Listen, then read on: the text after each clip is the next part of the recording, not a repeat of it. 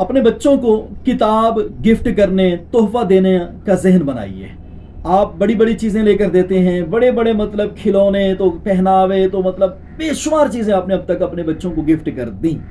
آپ نے اب تک اپنے بچے کو اپنے یا اس کے مزاج کے مطابق آخری بار کب، کون سی کتاب، کتنے صفحات کی تھی گفٹ کی؟ میں پوچھ سکتا ہوں آپ سے؟ اگر نہیں جواب تو سوچئے کیوں؟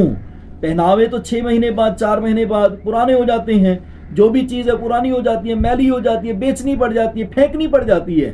لیکن کتاب جتنی پرانی ہوگی وہ آثار قدیمہ میں شامل ہو جائے گی۔ کتاب جتنی پرانی ہوگی وہ اتنی نادر و نایاب ہوگی۔ کتاب جتنی جو نا وہ ضخیم ہوگی وہ اتنی زیادہ پسندیدہ اور پیاری ہوگی۔ اپنے بچوں کو کتاب کا تحفہ دیجیے۔ آج سے نیت کر لیجیے کہ میں نے اپنے بچے کو کتاب ہی دینی ہے۔ بھلے آپ 50 پیجز کا رسالہ دے دیں، آپ 20 پیجز کا رسالہ دے دیں، آپ 100 پیجز کا، 300 پیجز کی کتاب لازمی دیں، اور ہدف لیں کہ بیٹا یہ گفٹ آپ کو دے رہا ہوں، میری پسند کا ہے، یقیناً آپ کو بھی پسند آئے گا۔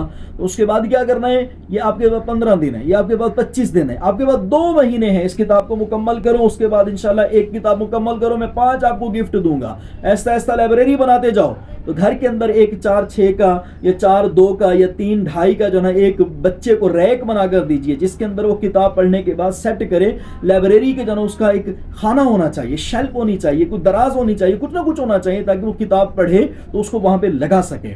آپ سے گزارش ہے بچوں کو ابھی سے مطالعے کا، لائبریری کا، کتاب دوستی کا ذہن دیجئے اور کتابیں ہی گفٹ کیجئے، وگرنہ یاد رکھیے اگر آپ انہیں کتاب کا دوست نہیں بنائیں گے نا، آپ کا بچہ کسی اور غلط صحبت میں، سنگت میں، کسی اور دوستی میں آ کر بیکار ہو سکتا ہے۔